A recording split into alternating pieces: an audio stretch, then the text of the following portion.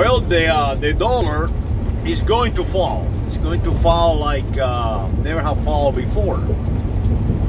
And the reason is the price of the dollar is utilized to pay for oil. And the oil price just have completely collapsed. Right now people are paying like I think it's $35 a barrel to have those quantities stored someplace. Unless the United States of America start storing all that oil for people in our cave. We got enormous cave and in places that we can store oil. The dollar probably will collapse. And if the dollar will collapse, it might be something good. Might be something good. And the reason I say this is since about, I don't know, since Greece, when the problem with the euro and Greece happened, I noticed that we are on a race to the bottom. and analyze what I'm just saying. What I see, my observation is, every time the dollar goes higher than the euro, we, the United States of America, come out with some cacamania thing to lower the dollar. When the European sees the dollar is lower, they do some kind of cacamania thing to lower the euro. So it is like a race to the bottom, and you cannot get any farther south than the fuel prices or the oil prices. The oil industry collapse. I have no idea what that means. I have no idea what is going to happen. But if the energy, that is what oil is, energy. If we look at this energy situation, and the entire planet will lose that energy, because to use this energy, you have to process it, you have to refine it. You cannot use it just from the ground. And almost the entire planet cannot utilize this energy as it is, as come out of the ground. What that means, the production of food is going to decrease. The price of food is going to increase. Countries will collapse. People have no place to eat. It's going to be like the pretty much the end of the world as we know it. I mean, it's gonna be terrible. So that is my prediction. My prediction is the people are going to start migrating, like happened a few years back into Europe, when countries that depend on refined energy doesn't have it. We have to go back to nature. We have to go back to zero, to how we naturally live.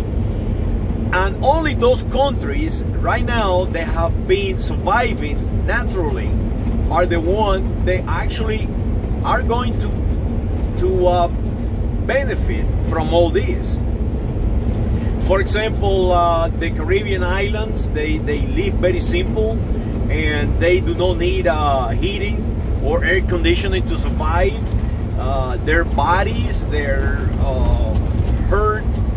human herd or herd biology is completely immune to diseases and can drink water from rivers and so on. Those people will survive. People stuck in New York City, concrete boxes, big cities like Chicago, San Francisco, Paris, Rome, Italy, those are going to be hurt, because they completely depend on energy being moved in. And when I mean energy, I mean exactly that. Food is energy for humans. So if you look at all these as an energy source, as a source of energy to power humans, follow that, and you will see how everything is going to work out. What these bean counters are going to tell us, I have no idea what they're going to do. But one thing is, no energy, you die. No energy, I die. And whoever has the least amount of energy necessity is the one that is going to be on the top after all this is ended. And it might take years to end. It took from 476, the year of 476, to about 1492. That is pretty much 1,000 years.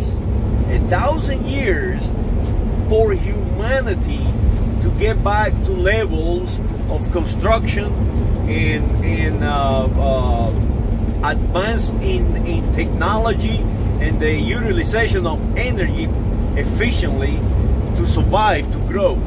So remember this, from 476 to 1492, when the Spaniards finally took over the world, it was nothing. The population was zero.